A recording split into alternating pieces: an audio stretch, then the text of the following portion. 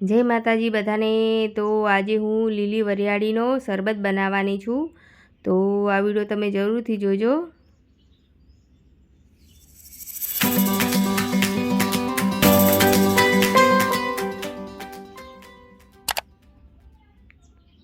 તો લીલી વરિયાળી આપણે તોડી લઈશું।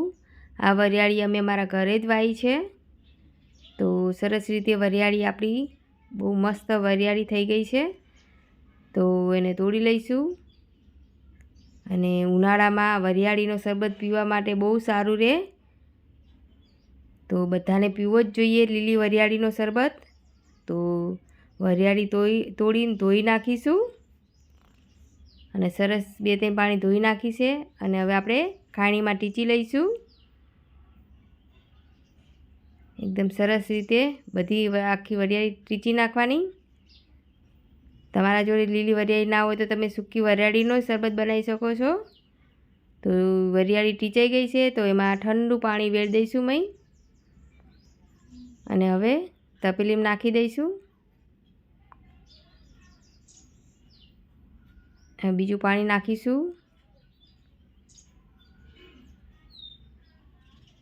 અને એમાં મોરસ નાખી દઈશું। થોડીક મોરસ નાખીને પછી ચેક કરી લેવાનું કે તમારે વધારે ગળ્યું જોતું હોય તો તમે, ઓછું ગળ્યું હોય તો તમે બીજી મોરસ નાખી શકો છો। તો મોરસ આપણી ઓગળી ગઈ છે, તો હવે આપણે આ નાખીશું કાળું મીઠું સંચળ। એનો સ્વાદ બહુ સરસ આવે છે। તમારા ઘેર ના હોય તો તમે મીઠું પણ નાખી શકો છો। અને હવે લીંબુ નીચવી દઈશું।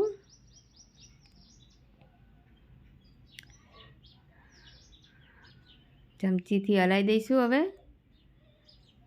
તો સરસ રીતે આપણે મોરસ ને એવું ઓગળી ગયું છે ને લીલી વરિયાળીનો શરબત બનીને તૈયાર થઈ ગયો છે।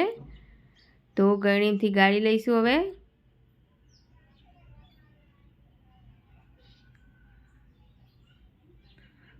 તો ગ્લાસમાં કાઢી દઈશું પીવા માટે।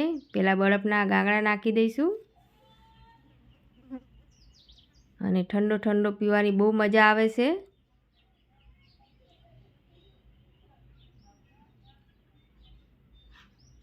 અને લીંબુની સ્લાઇસ લગાવી દઈશું।